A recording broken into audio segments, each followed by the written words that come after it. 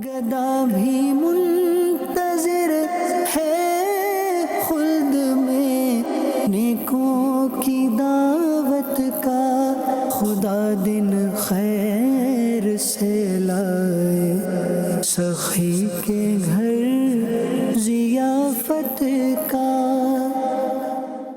الحمدللہ رب العالمین والصلاة والسلام علی خاتم النبیین، اما بعد فاعوذ باللہ من الشیطان الرجیم، بسم اللہ الرحمن الرحیم۔ الصلاة والسلام علیک یا رسول اللہ وعلی آلک واصحابک یا حبیب اللہ۔ الصلاة والسلام علیک یا نبی اللہ وعلی آلک واصحابک یا نور اللہ۔ فرمان مصطفیٰ صلی اللہ تعالی علیہ وآلہ وسلم، راغم انف رجل ذکرت عندہ فلم یصلی علی، اس شخص کی ناک خاک آلود ہو جس کے سامنے میرا ذکر ہوا اور اس نے مجھ پر درود نہ پڑھا۔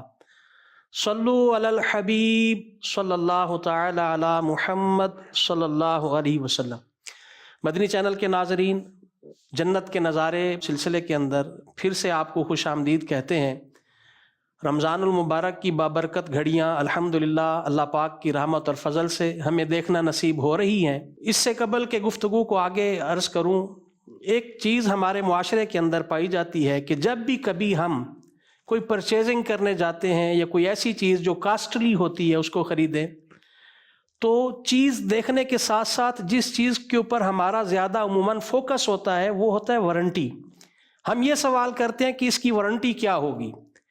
اگر آگے سے ہمیں یہ جواب ملے 2 سال 3 سال، اور یہی چیز اگر کسی اور جگہ سے ہمیں مل رہی ہو اور وہ ہمیں 10 سال کی وارنٹی دے تو ہم شاید اس کو ترجیح دیں۔ بعض اوقات اشیاء کی وارنٹی ہمیں لائف ٹائم کے اعتبار سے بھی دی جاتی ہے۔ یہ الگ بات ہے کہ جب چیزیں خراب ہو جائیں تو جب ہم واپس کرنے جائیں وارنٹی کارڈ سیو ہونا ضروری ہے۔ بعض اوقات موٹر کی وارنٹی ہوتی ہے، بعض اوقات کسی اور ایک خاص حصے کی وارنٹی دی جا رہی ہوتی ہے۔ اگر اس میں فالٹ آیا تو پھر چیز کو ریپیئر کر کے ہمیں دوبارہ لوٹایا جائے گا۔ ہم جب دنیا داری کے اندر اس طرح فوکس کرتے ہیں کہ ہمیں کوئی چیز کی ضمانت دی جائے، وارنٹی دی جائے، پھر ہم آگے بڑھتے ہیں، تو دین متین کے اندر ہمارے جو معاملات ہیں دین بھی ہمیں وارنٹی دیتا ہے۔ اگر ہم نیک اعمال کریں جس طرح کرنے کا حق ہے، ہمیں پھر بعض چیزوں کی ضمانت دی جاتی ہے، اور ضمانت بھی وہاں سے آتی ہے کہ وَمَا يَنْتِقُ عَنِ الْهَوَىٰ إِنْ هُوَ إِلَّا وَحْيٌ يُوحَىٰ۔ اگر انسان نیک اعمال بجا لائیں تو شریعت مطہرہ ہمیں وارنٹی دیتی ہے، اگر یہ کام کریں گے تو آپ کو یہ اجر ملے گا، آپ یہ معاملات ادا کریں گے تو آپ کو یہ انعام ملے گا۔ آج جنت کے نظارے سلسلے کے اندر ہم جنت کی کچھ ضمانت کے معاملات کو لے کر حاضر ہوئے ہیں کہ انسان اگر ان معاملات کو بجا لائے تو اس پیاری پیاری زبان، وہ زبان جس کو سب کن کی کنجی کہیں، اس کی نافذ حکومت پہ لاکھوں سلام، اس زبان پاک سے ہمیں ضمانتیں ملی ہیں، جبکہ اعمال اس طرح بجا لانے ہیں جس طرح بجا لانے کا حق ہے۔ اچھا، پھر دوسرا یہ ہے کہ ہمیں اس وارنٹی کو سنبھالنے کی بھی نہیں، اس کو سنبھال کے رکھیں، اس کو سنبھال کے رکھیں، عمل کے تقاضوں کے مطابق پھر اللہ پر اس کو ہم نے چھوڑ دینا ہے۔ اللہ نے چاہا تو اس کے معاملات ہمیں آخرت کے اندر نصیب ہوں گے۔ تو اس سلسلے کے اندر ہمارے ساتھ الحمدللہ رکن شورا مولانا اسد اتاری مدنی دامت برکاتہم العالیہ بھی تشریف فرما ہے۔ آپ کو خوش آمدید کہتے ہیں۔ السلام علیکم ورحمۃ اللہ وبرکاتہ۔ وعلیکم السلام ورحمۃ اللہ وبرکاتہ۔ گفتگو آپ نے سنی ہے، دنیا داری کا ایک سلسلہ ہے، تو کیا ایسے بھی کوئی اعمال ہیں نیکیوں کے اندر کہ جن کو بجا لائیں اور ہمیں کوئی وارنٹی تو ملے کہ آپ یہ کام کریں گے تو آپ کو یہ اجر ملے گا، یہ، اور پھر جیسے جنت جیسی بڑی نعمت، اگر اس کے کرنے سے کوئی جنت کی ضمانت کی صورت ہو، اس طرح کے بھی قرآن و حدیث کے اندر آیا ہے سلسلہ؟ ماشاء اللہ، عنوان اچھا ہے، اور میں اس میں ابتداً ایک بات عرض کرنا چاہوں گا کہ ایک ہے گارنٹی دینا، اور دوسرا جو بھی گارنٹی لینے والا ہوتا ہے نا، وہ سب سے پہلے یہ دیکھتا ہے کہ گارنٹی دینے والا ہے کون۔ جی بالکل۔ اگر تو وہ قد کاٹ والی شخصیت ہے یا اثر و رسوخ والی شخصیت ہے یا ایسی شخصیت ہے کہ جس کی بات پر اعتماد کیا جا سکتا ہے، تو پھر تو یہ اس گارنٹی پر اعتماد کرتے ہوئے یہ آگے بڑھے گا۔ صحیح. ذرا آپ نے وہ مثال دی تو اسی مثال پہ رہتے ہوئے میں ایک بات مزید بڑھانا چاہوں گا کہ کسی مال میں گئے، کسی شاپ میں گئے یا کسی بھی جگہ خریداری کے ارادے سے گئے، تو ایک ہے وہاں کا آنر جی. اور ایک ہے وہاں کام کرنے والا. تو سیل مین کے پاس جائیں گے اور وہ بات کرے گا نا تو اس کی بات میں وہ وزن نہیں ہوگا، نہ ہی اس کی بات پر وہ اعتماد ہوگا. درست. اور اگر آنر یا ایسا جس کی بات پر یقین کیا جا سکتا ہو وہ گارنٹی دے تو پھر یہ بات بنتی نظر آتی ہے اور یہ بندہ اعتماد کے ساتھ آگے بڑھتا ہے. جی. وہ جنت کی بات ہو رہی ہے تو جنت کی گارنٹی دینے والا کون؟ سبحان اللہ. تو میں مالک جنت صلی اللہ تعالیٰ علیہ وآلہ وسلم کی خدمت اقدس میں لے کر چلوں گا. اللہ. سرکار علی وقار صلی اللہ تعالیٰ علیہ وآلہ وسلم کی ذات گرامی وہ عظیم ذات ہے کہ ایک ہے اپنا کلمہ پڑھنے والا، سرکار کا غلام، محبوب سے محبت کرنے والا، ان کی اطاعت و فرما برداری کے اور محبت کے جذبات کو اپنے دل میں لے کر آگے بڑھنے والا. جی. پیار کرنے والا جو نا یہ تو ہر بات کو مانتا ہی مانتا ہے. میرے محبوب نے کہا، ایسا ہو ہی نہیں سکتا کہ انہوں نے جو بات کہی ہے وہ غلط ہو. درست. محبت کرنے والا تو اس انداز سے آگے بڑھتا ہے. لیکن ہمارے آقا کی شخصیت وہ عظیم شخصیت ہے. عربی کا ایک محاورہ ہے، الفضل ما شہدت بہ الاعداء. کمال اور فضیلت وہ ہوا کرتی ہے کہ جس کا دشمن بھی اعتراف کرے. ماشاء. اور ہمارے آقا صلی اللہ تعالیٰ علیہ وسلم کی ذات وہ ہے کہ جن کے بارے میں ان کا دشمن بھی کہتا ہے کہ یہ صادق ہے، صادق اور امین. یہ سچے ہیں. بالکل. زندگی میں کبھی بھی کسی بھی موڑ پر آپ صلی اللہ تعالیٰ علیہ وسلم کی زبان اقدس سے جھوٹ نہیں نکلا. سبحان. تو وہ آقا کہ جن کو اللہ تعالیٰ جل جلالہ نے وہ عظیم مرتبہ عطا فرمایا کہ رب کی ساری نعمتوں کے مالک سرکار ہیں. سبحان اللہ. انما انا قاسم واللہ یعطی، یہ جملہ میرے آقا کی زبان پر ہے کہ اللہ تعالیٰ جل جلالہ مجھے دیتا ہے اور اللہ کی نعمتوں کو جہانوں میں تقسیم کرتا ہوں. حضرت سیدنا عبادہ ابن صامت رضی اللہ عنہ اس حدیث کے راوی ہیں. اللہ کے پیارے نبی صلی اللہ تعالیٰ علیہ وآلہ وسلم نے ارشاد فرمایا، اضمنوا لی ستا من انفسکم اضمن لکم الجنہ. تم مجھے اپنی طرف سے 6 چیزوں کی ضمانت دے دو، میں تمہیں جنت کی ضمانت دیتا ہوں. اللہ اکبر. نہیں ایک نہیں، 6 چیزوں کا تذکرہ کیا جا رہا ہے. مجھ سے تم وعدہ کر لو کہ ان 6 چیزوں میں جو میں چاہتا ہوں، جو میں کہتا ہوں، تم اس کے مطابق چلو گے، میں تمہیں جنت کی ضمانت دیتا ہوں. ماشاء اللہ. تو یہ کہنے کے بعد سرکار دو عالم صلی اللہ تعالیٰ علیہ وآلہ وسلم نے ان 6 چیزوں کا پھر تذکرہ فرمایا نا. جب بعض اوقات نا طویل ابحاث چھڑی جاتی ہیں، اسپیچز کی جاتی ہیں، لیکچرز دیے جاتے ہیں، اور ایک موضوع ہے جس پر بڑی بڑی کانفرنسز بھی کی جاتی ہوں گی اور بڑے بڑے افراد مل جل کر بیٹھ کر وہ سر جوڑ کے غور کرتے ہوں گے، یہ معاشرہ امن و آشتی کا منظر کیسے پیش کر سکتا ہے. ٹھیک. اور اس موضوع کو ڈسکس کیا جاتا ہے، اس پر باقاعدہ سے اسباب کا سلسلہ ذکر کیے جاتے ہیں، سیمینارز وغیرہ ہوتے ہیں.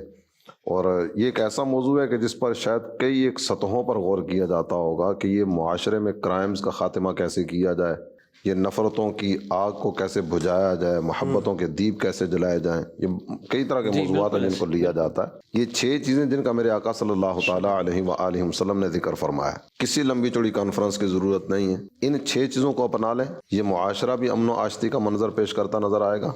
اور جنت کی ضمانت جو میرے آقا نے دی ہے وہ اپنی جگہ پہ الگ ہے. سبحان اللہ. نہیں آپ کہہ سکتے ہیں کہ دنیا اور آخرت کی بھلائیوں کا، اچھائیوں کا، امن سکون اور سلامتی کا راز مضمر ہے، پوشیدہ ہے ان 6 چیزوں میں. اللہ. میں ان 6 چیزوں کا ابتداً کچھ تذکرہ کر دیتا ہوں، اس کے بعد پھر ان کے بارے میں مزید کو بات چیت کا سلسلہ بھی ہم کریں گے. پہلی بات ارشاد فرمائی گئی، اصدقوا اذا حدثتم، جب بھی تم بات کرو سچ بولو. اللہ اکبر. چاہیے وہ چیز ابتدا میں جو عرض کی ہے وہ توجہ میں رہے کہ تم مجھے 6 چیزوں کی ضمانت دے دو، اضمن لکم الجنہ، میں تمہیں جنت کی ضمانت دیتا ہوں.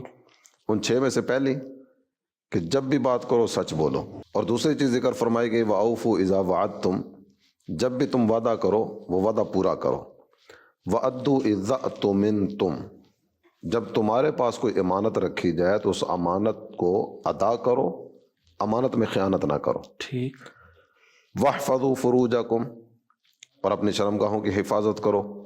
وَغُضُّوا أَبْصَارَكُمْ، اپنی آنکھیں جھکا کے رکھو. وَكُفُّوا أَيْدِيَكُمْ، اور اپنے ہاتھوں کو روک کے رکھو، یعنی کسی پر ظلم زیادتی نہ کرو. صحیح. سچ بولو، وعدہ پورا کرو، امانت ادا کرو، شرمگاہ کی حفاظت کرو، اپنی آنکھ کی حفاظت کا انتظام کرو، اور اپنے ہاتھوں کو ظلم زیادتی سے روک کے رکھیں۔ تو یہ 6 چیزیں میرے آقا نے ارشاد فرمائی، تم ان 6 چیزوں کو اپناؤ، میں تمہیں جنت کی ضمانت دیتا ہوں۔ ماشاءاللہ یہ 6 چیزیں آپ نے ذکر کی۔ ایک تو مدنی چینل کے ناظرین اگر تھوڑا سا ہم اس پر غور کریں تو ان 6 چیزوں میں سے کون سی ایسی چیز ہے جس کے اوپر پیسے خرچ ہو رہے ہیں؟ یعنی بعض اوقات ہوتا ہے نا کہ آپ اتنے پیسے خرچ کریں تو آپ کی ایک چیز ہو جائے گی، آپ اتنا عالیشان ایک سلسلہ بنائیں تو یہ آپ کی دوسری چیز ہو جائے گی۔ سچ بولنا ہے، کوئی پائی پیسہ خرچ نہیں ہو رہا، نگاہوں کی حفاظت کرنی ہے، کوئی پائی پیسہ خرچ نہیں ہو رہا، امانتوں کی پاسداری کرنی ہے، کوئی پائی پیسہ خرچ نہیں ہو رہا، شرمگاہ کی حفاظت کرنی ہے، کوئی پائی پیسہ خرچ نہیں ہو رہا، وعدوں کو پورا کرنا ہے، کوئی پائی پیسہ خرچ نہیں ہو رہا، اور کسی پر ظلم زیادتی ہاتھ سے نہیں کرنی، کوئی پائی پیسہ خرچ نہیں ہو رہا۔ اچھا یہ ارشاد فرمائیں کہ ہمارے معاشرے کے اندر آج کل یہ ایک عجیب سا سلسلہ بن پڑا ہے کہ سچ آر سمجھا جا رہا ہے، ایسی فیلنگز ہیں، سارے نہیں لیکن ایک نظر آتی ہیں چیزیں، اور جھوٹ بولنے میں کوئی آر نہیں محسوس کی جا رہی۔ تو کوئی اس کی وعیدیں بھی ہیں جھوٹ کے حوالے سے، کوئی سچ بولنے کے انعام اور اکرام کا تو آپ نے جیسے کچھ ذکر کیا، مزید اس حوالے سے؟ میں آپ کی اس بات سے اتفاق نہیں کروں گا کہ سچ بولنے میں آر محسوس کی جاتی ہے۔ سچ جو ہے نا یہ ہر سطح پہ پسند کیا جاتا ہے۔ صحیح۔ جھوٹ بولنے والا بھی پسند یہ کرتا ہے کہ میرے ساتھ سچ بولا جائے، میرے ساتھ کوئی جھوٹ نہ بولے۔ صحیح۔ تو کوئی ایک سطح بھی شاید اس طرح کی نہیں ہوگی کہ جہاں جھوٹ پر فخر کیا جاتا اور جھوٹے کو پسند کیا جاتا اور یہ کہا جاتا ہو یار یہ بندہ بڑا کمال کا ہے، یہ بہت بڑا جھوٹا ہے۔ تو جھوٹ کو آر ہی سمجھا جاتا ہے، شرمندگی ہی سمجھا جاتا ہے، اور جھوٹا بھی یہ چاہتا ہے کہ میرا جھوٹ کسی پر آشکار نہ ہو، یہ سچ ہی کی پذیرائی ہے۔ اور جھوٹ جتنا بھی تیز رفتاری کے ساتھ چلے نا، سچ ہی ہمیشہ منزل پہ پہنچتا ہے۔ صحیح۔ جھوٹ منزل پہ پہنچنے والا نہیں ہے۔ ان الصدق ینجی والکذب یہلک، سچ نجات دینے والا ہے اور جھوٹ ہلاک کر دینے والا ہے۔ اور سچ بول کر بھول جاؤ، جھوٹ بولنے کے بعد اس کو یاد رکھنا پڑتا ہے۔ میں نے اگر 10 سال پہلے بھی کوئی بات کی ہے نا، آج مجھ سے اس بات کے تعلق سے پوچھا جاتا ہے تو مجھے یہ سوچنے کی ضرورت نہیں ہے کہ میں نے اس وقت جواب کیا دیا تھا اگر میں نے سچ بولا تو۔ جو دیکھا تھا، جو ہوا تھا، جو واقعہ وقوع پذیر ہوا تھا، میں من وعن یعنی بالکل اسی طرح ایز اٹ از اس کو بیان کر دوں گا۔ اور اگر جھوٹ بولا ہوا ہو تو مجھے پہلے ایک لمحے کے لیے تو سوچنا پڑے گا اس وقت جواب کیا دیا تھا۔ جی بالکل بالکل۔ ایک فارسی کا محاورہ ہے، دروغ گورا حافظہ نہ باشد، جھوٹے کا حافظہ نہیں ہوتا۔ صحیح۔ جھوٹا ایک مرحلے پر کوئی بات کرے گا، دوسرے مرحلے پر کوئی اور بات کرے گا، اس کے بعد اگلے مرحلے میں کوئی اور بات کرے گا۔ سچ بولنے والا یہ سچ بول کر بھول بھی جائے نا کہ میں نے اس وقت کیا جواب دیا تھا، دوبارہ جب کسی بھی موقع پر سوال ہوگا جو دیکھا تھا وہی بیان کر دے گا۔ اچھا اس میں آپ نے تو فرمایا نا کہ جھوٹا بھی چاہتا ہے کہ مجھ سے جھوٹ نہ بولا جائے، لیکن بعض لوگ ایسے بھی ہمارے معاشرے کے اندر ہیں کہ جو جھوٹی گفتگو کر کے لوگوں کو خوش کرتے ہیں اور اپنے اس فعل کی پھر تعریف کرتے ہیں، اور یہ ذہن میں ہوتا ہے کہ ہم نے یہ کوئی برا کام نہیں کیا۔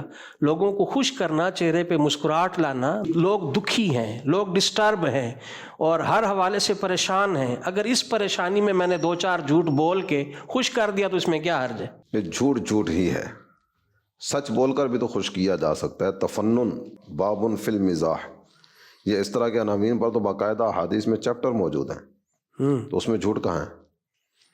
خوش طبعی اور چیز ہے، مزاح اور چیز ہے، اور جھوٹ الگ چیز ہے۔ یہ سارا مکس کرنے کی حاجت نہیں ہے، جس کی جو جگہ ہے اس کو اسی جگہ پر ہی رکھا جائے۔ صحیح۔ اور سرکار علی وقار صلی اللہ تعالیٰ علیہ وآلہ وسلم کے ارشادات اور آیات طیبات، ان پر اگر مزید غور کریں نا، اللہ تعالیٰ جل جلالہ نے ارشاد فرمایا قال اللہ ھذا یوم ینفع الصادقین صدقہم، اللہ نے یہ بات ارشاد فرمائی ہے کہ اس دن نفع ان کے سچ ہی نے ان کو دینا ہے، یہ سچوں کو ان کا سچ قیامت کے دن نفع دے گا۔ ٹھیک۔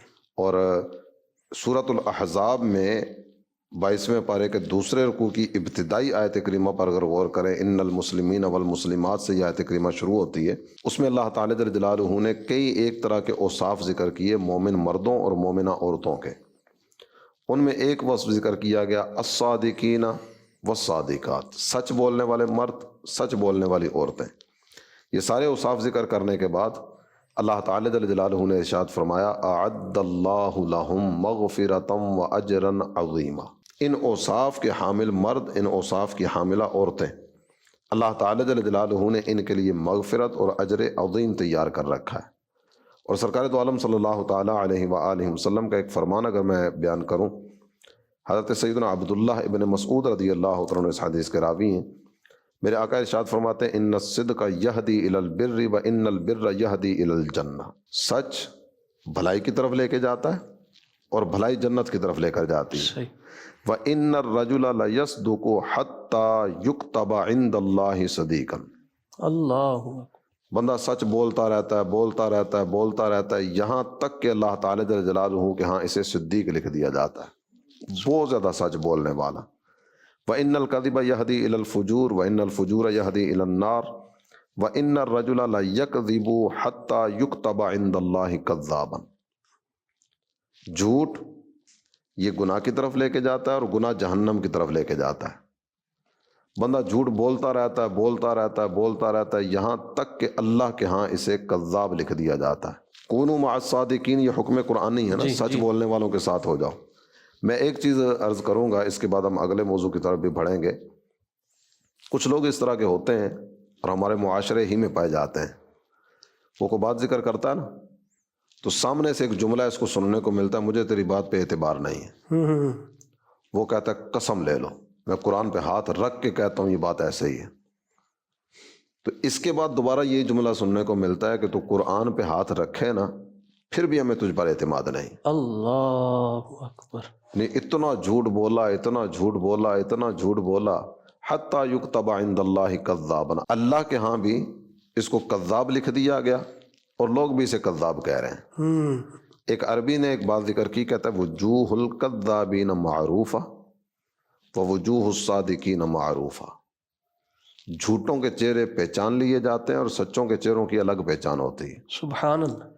ایک آدمی ہے اسے کوئی واللہ باللہ تاللہ کہنے کی حاجت پیش نہیں آتی، اللہ کی قسم یہ واقعہ ایسے ہے، وہ صرف کہہ دے نا لوگ اس کی بات پر اعتماد کر لیتے ہیں۔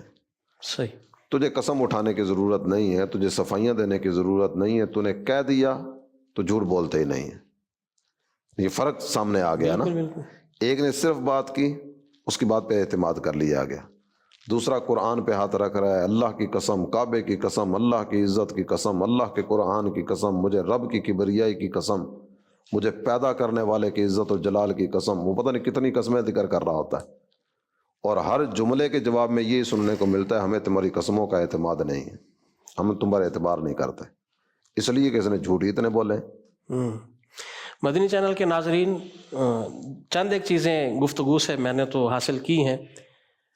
سچ طبعاً فطرتاً لائک کیا جاتا ہے اور ہم سے اس چیز کی ضمانت لی جا رہی ہے جو فطرتاً انسان کے اندر یعنی موجود ہے، اور دین متین دین فطرت ہے اللہ کے فضل سے۔ اور ایک اور چیز کہ اگر جو چیز شریعت کے اندر غلط ہے یا جو شریعت میں صحیح ہے، اگر سارے مل کر اس کام کو غلط کرنے لگ جائیں تو میجورٹی کے غلط کرنے سے وہ ٹھیک نہیں ہو جائے گی۔ جیسے اپریل فول، ہم اس کو ہمارے معاشرے کے اندر بعض فخریہ انداز کے اندر اپریل فول کرتے ہیں، مناتے ہیں، تو جھوٹ جھوٹ ہی ہے۔ نہ جانے اس ہمارے پرابلم کی وجہ سے، اس طرح بیہیو کرنے کی وجہ سے، اس طرح بولنے کی وجہ سے کئیوں کی زندگی بعض اوقات داؤ پہ لگ جاتی ہے، کئیوں کے ہارٹ اٹیک ہونے کی خبریں ملتی رہتی ہیں۔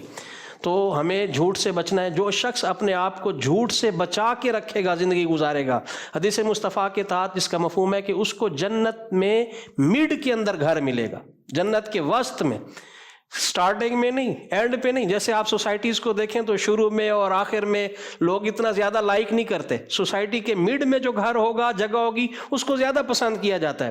تو جو اپنے آپ کو جھوٹ سے بچا کر زندگی گزارے گا اسے جنت کے مڈ میں اللہ پاک جگہ عطا فرمائے گا۔ اچھا، ایک حدیث مبارکہ اختصار کے ساتھ میں بیان کرنا چاہوں گا۔ سرکار دو عالم صلی اللہ تعالیٰ علیہ وآلہ وسلم کی خدمت میں عرض کیا گیا، حضور کیا مومن جو ہے یہ بزدل ہو سکتا ہے؟ فرمایا ہاں۔ مومن کنجوس ہو سکتا ہے؟ فرمایا ہاں۔ نے دونوں چیزوں کا ارشاد فرمایا ہو سکتا ہے۔ اچھا، اس کے بعد تیسری چیز ذکر فرمائی گئی، ایکون المؤمن کذابا، کیا مومن جھوٹا ہو سکتا ہے؟ فرمایا لا، مومن جھوٹ بولنے والا نہیں ہو سکتا۔ اللہ اکبر، اللہ اکبر۔ اسی طرح 6 جو آپ نے اوصاف حمیدہ ذکر کیے ہیں، ان میں سے ایک وصف وعدے کا بھی ہے۔ وعدے کے حوالے سے بھی کچھ ہمیں قرآن و حدیث کے حوالے سے رہنمائی کریں کہ وعدہ کیا ہے؟ زبان سے کچھ کہہ رہے ہیں، دل میں کچھ ہے، کیا اس کو وعدہ کہیں گے؟ بعض اوقات ہم وعدہ کر رہے ہوتے ہیں لیکن زبان اور دل میچ نہیں کر رہے، ہم اس کو ہمارے معاشرے میں یوں سمجھ کے کہہ رہے ہوتے ہیں کہ گولی دے دیتے ہیں، بات کی بعد میں دیکھی جائے گی، نہیں کریں گے، ببھی بول دیتے ہیں ابھی تو سر سے ٹرکھائیں۔ اس پر بھی کچھ ہماری رہنمائی کریں۔ جتنی چیزیں بیان کی گئی ہیں نا، ایک تو وہ بھی پیش نظر رہے، اضمن لکم الجنہ، جی تم یہ کام کرو میں تمہیں جنت کی ضمانت دیتا ہوں۔ صحیح۔ تو اسلام دین فطرت ہے۔ یہ جتنی بھی چیزیں نا، سلیم الطبع آدمی، ہر ایسا آدمی جو عقل و فہم رکھنے والا ہے وہ ان سب چیزوں کو لائک کرے گا، ٹھیک ہو گیا کہ یہ بات بالکل ٹھیک ہے، یہ بات بالکل درست ہے۔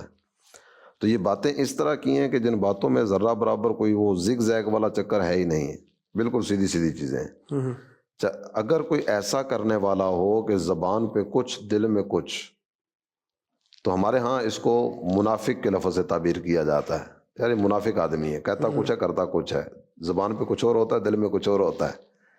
قرآن نے بھی منافقوں کی ایک علامت جو ذکر کی ہے نا، وہ ہے یقولون بافواہہم ما لیس فی قلوبہم، اللہ، ان کے منہ میں جو ہوتا ہے نا دل میں وہ نہیں ہوتا، زبان پہ کچھ اور ہے دل میں کچھ اور ہے۔ تو یہ نہیں، مومن جو کہتا ہے نا وہ دل کی گہرائی سے کہتا ہے، اندر کچھ باہر کچھ، یہ ایمان والوں کا انداز نہیں ہوا کرتا۔ اب قرآن پاک یہ آیت طیبات کی طرف اگر بڑھیں تو اللہ تعالی جل جلالہ نے اپنے ایک عظیم نبی کا تذکرہ کیا ہے، اور ان کا تذکرہ کرتے ہوئے ارشاد فرمایا انہ کان صادق الوعد۔ یہ حضرت اسماعیل کا ذکر ہو رہا ہے کہ وہ وعدے کے سچے تھے، ہر نبی وعدے کا سچا، لیکن ان کا خصوصیت کے ساتھ ذکر کیا گیا، والذین ہم لاماناتہم وعہدہم راعون۔ یہ ایمان والوں کے اوصاف ذکر ہو رہے ہیں۔ ایمان والے امانتیں ادا کرنے والے اور وعدے ان کی رعایت کرنے والے ہوتے ہیں، ان دونوں چیزوں کی رعایت کرتے ہیں۔ وَأَوْفُوا بِالْعَهْدِ إِنَّ الْعَهْدَ كَانَ مَسْئُولًا، اور وعدے پورے کرو، قیامت کے دن وعدوں کے بارے میں بھی پوچھا جائے گا۔ اچھا، اس میں جو وعدے ہم لوگوں سے کرتے ہیں، یا خالق اور مخلوق دونوں اس میں آ جائیں گے؟ رب سے جو وعدے عالم ارواح میں بھی جیسے قرآن مجید فرقان حمید میں ہے، یا اس کے علاوہ اور کوئی بندہ وعدہ کرتا ہے، نیت کرتا ہے مولا میرا یہ ہو جائے سلسلہ تو میں یوں کروں گا تو یوں کروں گا، یہ بھی وعدے میں شمار ہوں گی چیزیں؟ وعدے اور امانتیں دونوں اسی طرح ہیں۔ کچھ امانتیں وہ ہیں جو اللہ تعالی جل جلالہ کی ہیں، کچھ امانتیں وہ ہیں جو مخلوق کی ہیں، کچھ وعدے وہ ہیں جو خالق کے ساتھ ہیں، کچھ وعدے وہ ہیں جو مخلوق کے ساتھ ہیں۔ یہ دونوں کی اپنی اپنی ایک تقسیم ہے۔ جس طرح یہ میرے اعضاء، اللہ تعالی جل جلالہ نے مجھے یہ جسم عطا فرمایا، مجھے یہ نعمتیں عطا فرمائیں، بینائی ہے، سماعت ہے، بصارت ہے، اور یہ سارے کے سارے اعضاء، طاقت، ہمت، قوت اللہ تعالی جل جلالہ نے عطا فرمائی، تو میں ان پر اپنی مرضی سے تصرف نہیں کر سکتا۔ مجھے جس طرح میری شریعت نے کہا، میرے دین نے کہا، میرے رب نے مجھے فرمایا، میں اس کا پابند ہوں، اللہ، اور مجھے اس کے مطابق ہی چلنا ہے۔ ذرا آپ نے ایک مسئلہ سنا ہوگا کہ اپنے آپ کو اذیت دینا اور اپنے آپ کو تکلیف دینا یہ حرام ہے۔ جی بالکل بالکل، نہیں، بندہ اپنے آپ کو زخمی کر لے، صحیح، اپنا ہاتھ توڑ لے، خودکشی کر لے، یا کسی بھی اعتبار سے اپنے آپ کو اذیت دے، تو اس کی اجازت نہیں ہے۔ جی، کیوں؟ اس جسم کا مالک تم تھوڑی ہو، اس جسم کا مالک تمہارا رب ہے۔ تمہارا رب تمہیں جس چیز کی اجازت دے گا تم وہ کرو گے، جس کی اجازت نہیں ہے تم نہیں کر سکتے۔ اللہ، تو جس وقت اس کو جو کرنے کا کہا گیا رب کی طرف سے، یہ اس کو بھی بجا لائے گا، اور لوگوں سے جو کیے ہوئے وعدے ہیں ان وعدوں کو پورا کرنے کی طرف بھی یہ آگے بڑھے گا۔ جی، یہ ارشاد فرمائے۔ ہمارے ہاں تو یہ کانسیپٹ تھا کہ جب آپ کے لیے کوئی امانت مال کی صورت میں رکھوائی جائے، اس میں خیانت نہیں کرنی۔ آپ تو اعضاء کو بھی اور باڈی کو گویا کہ امانت کے طور پر ذکر کر رہے ہیں، تو کیا امانت کے اندر کچھ اور چیزیں بھی ہیں یا صرف وہی مال اور یہ جو آپ ابھی ذکر کر رہے ہیں؟ ویسے تو اس کا مفہوم وسیع ہے، اور مختصر وقت میں تو یہ سارے کا سارا موضوع ڈسکس نہیں کیا جا سکے گا۔ کئی ایک چیزیں آئیں گی، جس طرح کچھ راز اس طرح کے ہوتے ہیں، کچھ باتیں اس طرح کی ہوتی ہیں جو امانت ہوتی ہیں۔ اچھا، کسی سے کوئی بات کی گئی اور اسے کہا کسی کے سامنے ذکر نہ کرنا، تو یہ بھی ایک طرح کی امانت ہے۔ کوئی چیز رکھی ہے اور اس کا ایک وقت یا کوئی بھی کہا کہ مجھے جب حاجت پیش آئے گی میں آپ سے لے لوں گا، تو یہ بھی ایک امانت ہے۔ یہ پیسے کی صورت میں بھی ہو سکتی ہے، سامان کی صورت میں بھی ہو سکتی ہے، یا کسی اور صورت میں بھی ہو سکتی ہے۔ صحیح۔ اب اس کی حفاظت بھی اس پر لازمی ہے، اور ہمارا دین ہمیں کس انداز میں ارشاد فرماتا ہے تو اس پر ایک چیز تو اللہ تعالیٰ جل جلالہ کا وہ فرمان کہ ان اللہ یأمرکم ان تؤدوا الامانات الی اہلہا، اللہ تمہیں حکم دیتا ہے کہ امانتیں ان کے اہل کو پہنچاؤ، تو جس کی امانت ہے اس تک پہنچانی چاہیے۔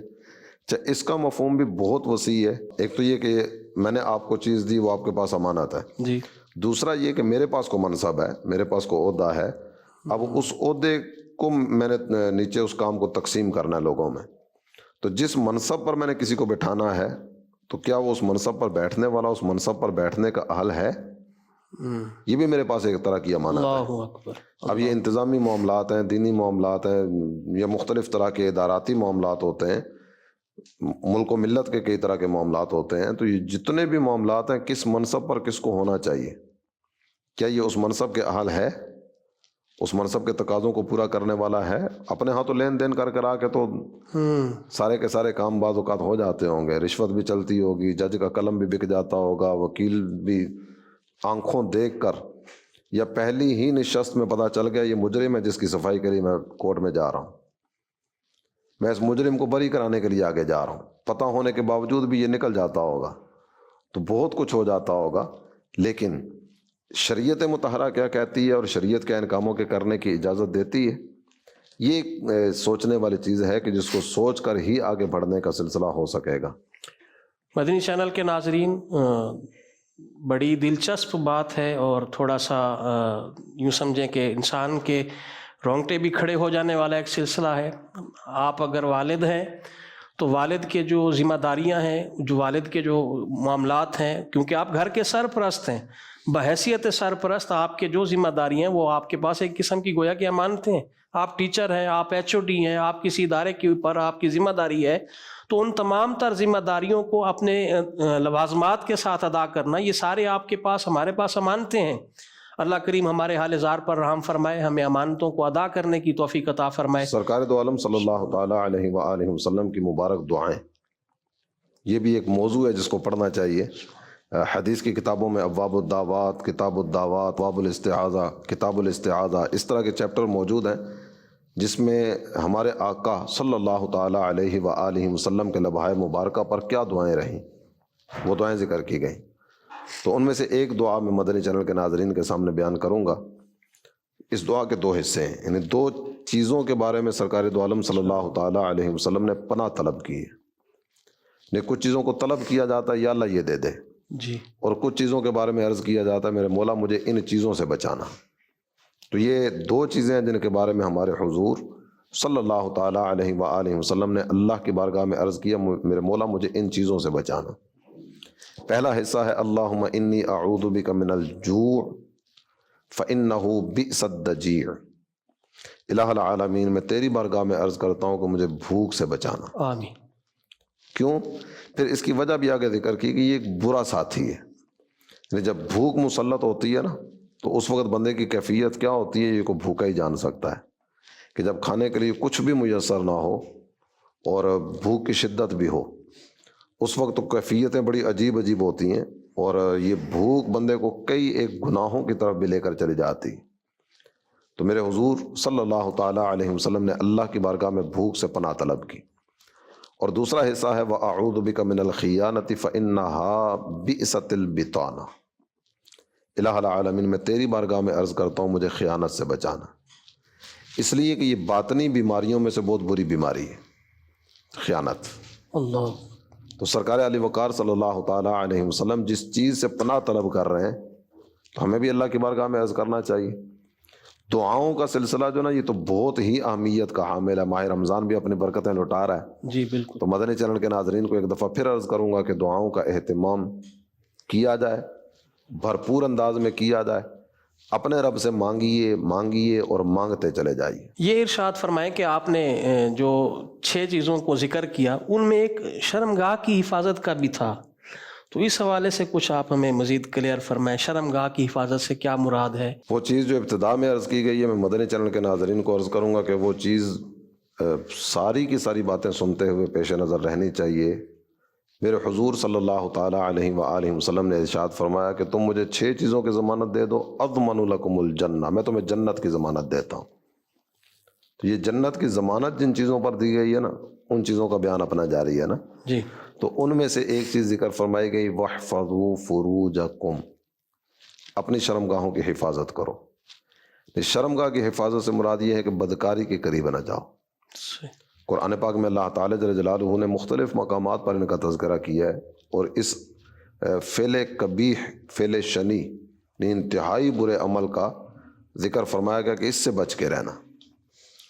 والذین هم لفروجہم حافظون، یہ ایمان والوں کے اوصاف ذکر کیے جا رہے ہیں. جی ایمان والے کیا کیا کرتے ہیں؟ قد افلح المؤمنون، یہ 18ویں پارے کی ابتدائی آیات مبارکہ. ایمان والے فلاح پا گئے، یہاں سے گفتگو شروع ہوتی ہے. جس کے بارے میں لفظ فلاح ذکر کیا جاتا ہے نا، اس سے مطلب یہ ہوتا ہے کہ یہ دنیا میں بھی کامیاب ہے، آخرت میں بھی کامیاب ہے. جی دنیا و آخرت دونوں جگہ پہ یہ بندہ کامیاب ہے. اللہ. اب اس کے بعد آگے ان اعمال کا تذکرہ ہے کہ وہ کیا کرنے والا ہو اور کیا نہ کرنے والا ہو. تو اس میں آگے یہ ذکر فرمایا گیا کہ کامل ایمان والے وہ ہیں جو اپنی شرمگاہوں کی حفاظت کرنے والے ہیں. اسی طرح اللہ تعالیٰ جل جلالہ نے وہی آیت کریمہ جس کا میں نے کچھ دیر پہلے تذکرہ کیا، ان المسلمین والمسلمات، یہ سورہ احزاب کی آیہ مبارکہ ہے. اس میں کئی طرح کے اوصاف کا تذکرہ کیا گیا. والصادقین والصادقات میں نے ابتدا میں عرض کیا تھا. تو اس عمل کا بھی تذکرہ کیا گیا، اپنی شرمگاہوں کی حفاظت کرنے والے مرد اور ان کی حفاظت کرنے والی عورتیں. اور انعام، اعد اللہ لہم مغفرۃ و اجرا عظیما، اللہ تعالیٰ جل جلالہ نے ان کے لیے مغفرت اور اجر عظیم تیار کر رکھا ہے. سبحان. ولا تقربوا الزنا انہ کان فاحشہ، بدکاری کے قریب بھی نہ جاؤ. وہ تمام تر اعمال جو بدکاری میں مبتلا ہونے کا سبب بن سکتے ہیں، شریعت مطہرہ تو اس گلی میں گھسنے سے بھی منع کرتی ہے کہ اس کے قریب ہی نہ جاؤ. یہ جو مرد و زن کا اختلاط، آپس میں میل جول، اور یہ مکس تقریبات، پھر کو ایجوکیشن، اور بعض رشتے اس طرح کے ہوتے ہیں کہ جن کے بارے میں ہم کہتے ہیں یہ بڑے کلوز رشتے ہیں، ان میں دراڑ نہیں آنی چاہیے، ان کو آپس میں مل جل کر بیٹھنے کا، بات چیت کا پورا پورا حق ہے، چچا زاد، مامو زاد، خالہ زاد، جی یا اس طرح کے دیگر کئی ایک رشتے ہیں. شریعت مطہرہ کیا کہتی ہے؟ ایمان والا ہر معاملے میں یہی دیکھتا ہے نا. بالکل. اللہ تعالیٰ جل جلالہ نے فرمایا وما کان لمؤمن ولا مؤمنۃ اذا قضى الله ورسوله امرا ان يكون لهم الخيرۃ من امرهم. جب کسی بھی معاملے میں اللہ اور اس کے رسول کا حکم آ جائے تو مومن مردوں اور مومنہ عورتوں کو اپنی ذات پر ذرہ برابر کوئی اختیار باقی نہیں رہتا. ان کی توجہ بس اس بات کی طرف ہوتی ہے کہ میرے رب نے مجھے کیا فرمایا. جو اللہ نے فرما دی ہے یہ اسی بات کو اپناتے ہوئے زندگی بسر کرتے ہیں. اور ایک حدیث مبارکہ میں آپ کے سامنے بیان کرنا چاہوں گا. جی سرکار دو عالم صلی اللہ تعالیٰ علیہ وآلہ وسلم نے 7 لوگوں کا ذکر کیا. سبعۃ یظلھم اللہ ظلا یوم لا ظل الا ظل. 7 لوگ ایسے ہیں کہ قیامت کے دن اللہ کے عرش کے سائے کے علاوہ کوئی سایہ نہیں ہوگا. اللہ تعالیٰ قیامت کے دن ان 7 لوگوں کو سایہ عرش عطا فرمائے گا. سبحان اللہ. جس دن کوئی سایہ نہیں ہے، یہ کتنے خوش نصیب ہوں گے کہ جن کو اللہ تعالیٰ جل جلالہ عرش کے سائے میں جگہ عطا فرمائے گا. وقت اپنے پروگرام کا مختصر ہوتا ہے، جی اس لیے میں صرف موضوع سے متعلقہ ایک بات کا عرض کر کے آگے بڑھوں گا. اللہ کے پیارے حبیب صلی اللہ تعالیٰ علیہ وسلم نے ارشاد فرمایا رجل دعتہ امرأۃ ذات منصب و جمال. ایک ایسا آدمی ہے کہ جسے کسی منصب والی عورت نے، عہدے والی عورت نے اور حسن و جمال والی عورت نے بدکاری کی دعوت دی. اس نے بدکاری کی دعوت دی اور اس کی زبان پر یہ جملہ آیا انی اخاف اللہ. اللہ. میں یہ برائی نہیں کر سکتا اس لیے کہ میں اللہ سے ڈرتا ہوں. بدکاری سے اپنے آپ کو بچانے والا، آپ اگر اس سب پر غور کریں نا، منصب یہ بھی اپنی طرف کھینچنے والا ہوتا ہے اور حسن و جمال اس میں بھی کشش ہوتی ہے. دونوں چیزیں پائی جا رہی ہیں اور اس کی زبان پر ہے انی اخاف اللہ، میں تو اللہ سے ڈرتا ہوں. جو خشیت الہی کو دل میں رکھ کے بدکاری سے اپنے آپ کو بچانے میں کامیاب ہو گیا، اللہ تعالیٰ جل جلالہ سے عرش کا سایہ عطا فرمائے گا، یہ بندہ داخل جنت کر دیا جائے. سبحان اللہ. اور میرے حضور صلی اللہ تعالیٰ علیہ وسلم نے ارشاد فرمایا من یضمن لی ما بین لحییہ وما بین رجلیہ اضمن لہ الجنہ. میرے آقا تو مالک جنت ہے نا، جی کئی ایک کو جنت کی ضمانتیں آپ نے عطا فرمائیں. فرمایا جو مجھے 2 چیزوں کی ضمانت دے دینا. ابھی جو حدیث ہم لے کر چل رہے ہیں اس میں 6 چیزوں کا تذکرہ ہے ذکر. اور یہاں 2 چیزوں کی بات ہو رہی ہے. مجھے جو 2 چیزوں کی ضمانت دے دینا میں اسے جنت کی ضمانت دیتا ہوں. ایک داڑھوں کے درمیان والی زبان اور دوسری ٹانگوں کے درمیان والی شرمگاہ. جو مجھے ان 2 چیزوں کی ضمانت دے دے میں اسے جنت کی ضمانت دیتا ہوں. اللہ اکبر اللہ اکبر. مدنی چینل کے ناظرین، ایک شخص کے بارے میں ذہن کے اندر آ رہا تھا کہ اسے اسی طرح ایک حسب نسب والی عورت نے بدکاری کی دعوت دی. تو انہوں نے کہا کہ مجھے طبعی حاجت ہے.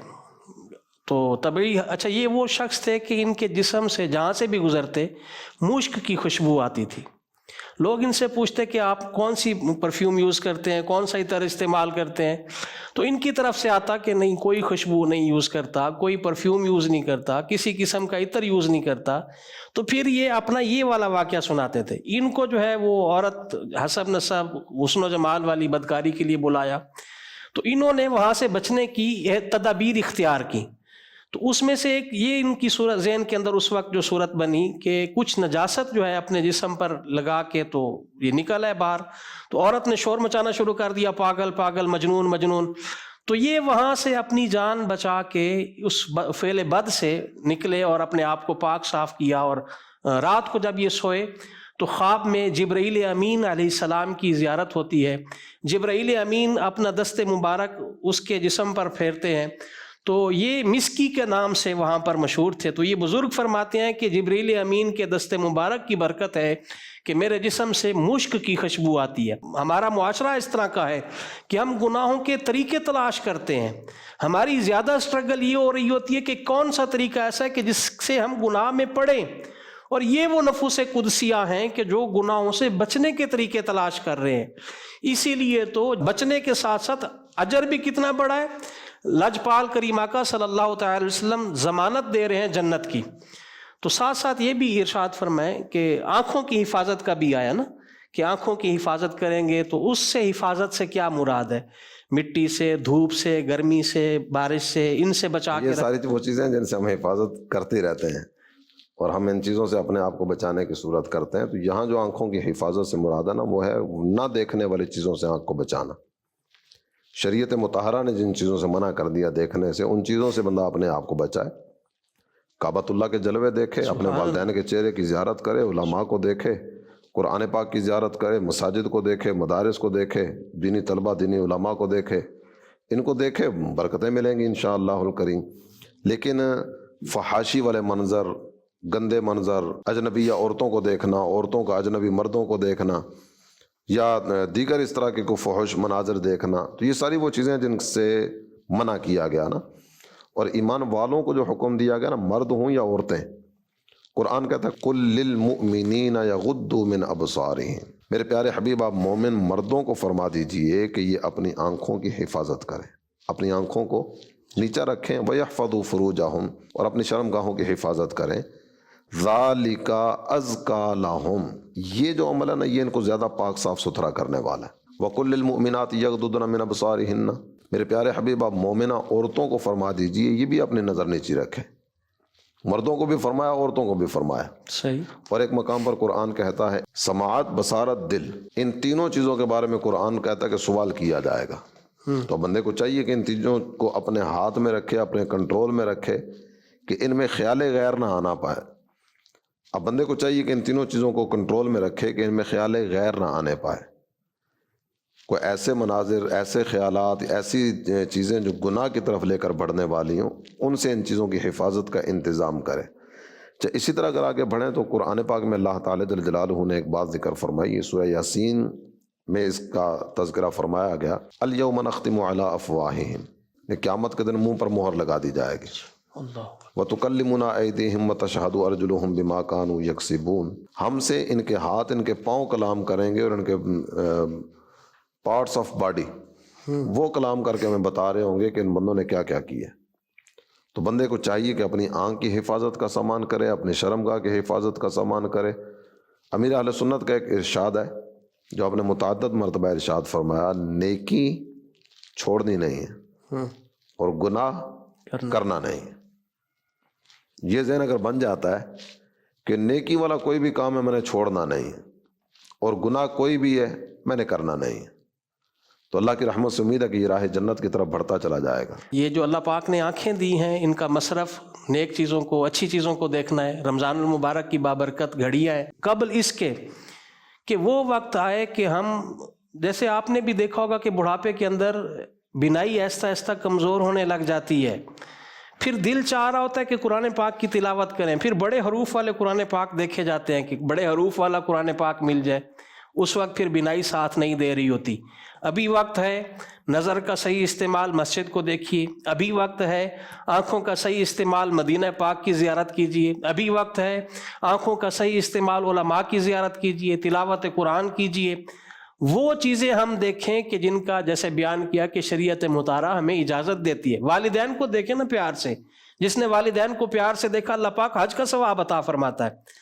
تو والدین جیسی عظیم نعمت جن کے پاس موجود ہے، اللہ پاک والدین کا ادب و احترام کرنے کی بھی ہمیں توفیق رفیق عطا فرمائے، اور اپنی آنکھوں کی حفاظت کرنے کی توفیق عطا فرمائے۔ یہ جو آخری اب وصف رہ گیا، اپنے ہاتھوں کو روکو، یہ ہاتھوں کو روکنے سے کیا مراد ہے؟ اس حوالے سے بھی اب ارشاد فرما دیں۔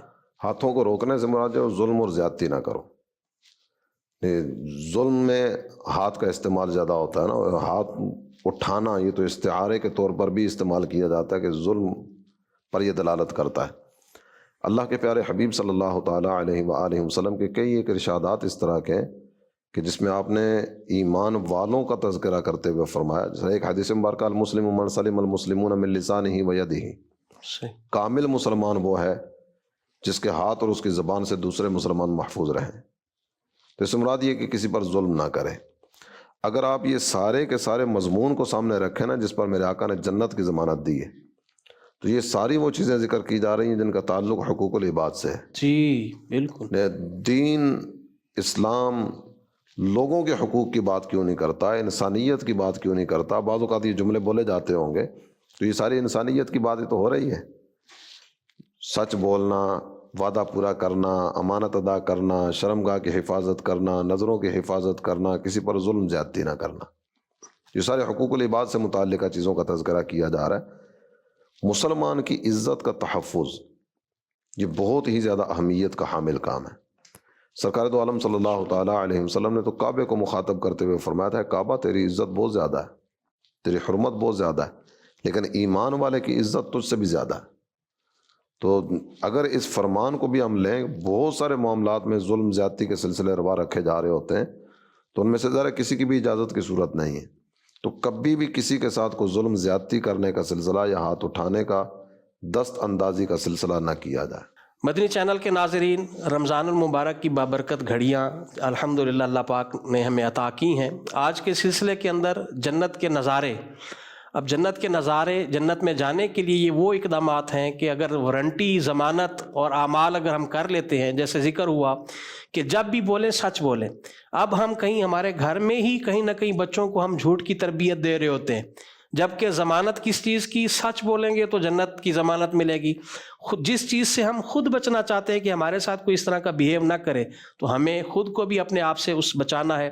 اسی طرح یہ بیان کیا گیا کہ وعدے پورے کریں، اور ساتھ ساتھ یہ بھی ذکر ہوا کہ امانتوں کو پورا کیا جائے، امانتوں کے اندر خیانت نہ کی جائے، اور یہ ذکر ہوا کہ شرمگاہ کی حفاظت اور آنکھوں کو جھکانے کے معاملات کو ذکر کیا، اور ہاتھوں کو روکنے کا ذکر ہوا کہ ظلم زیادتی نہ کی جائے۔ اچھا، پھر یہاں پر بس نہیں ہے اعمال، جیسے ایک حدیث پاک آپ نے اور بھی سنی کہ جو زبان کی اور شرمگاہ کی حفاظت کریں گے ان کے لیے جنت کی بشارت ہے۔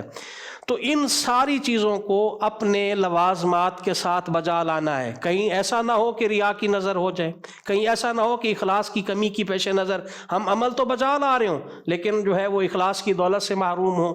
تو یہ ساری چیزیں اخلاص کے ساتھ ساتھ اور ریاکاری سے بچتے ہوئے اللہ کی رضا کی خاطر یہ سارے اعمال بجا لائیں گے۔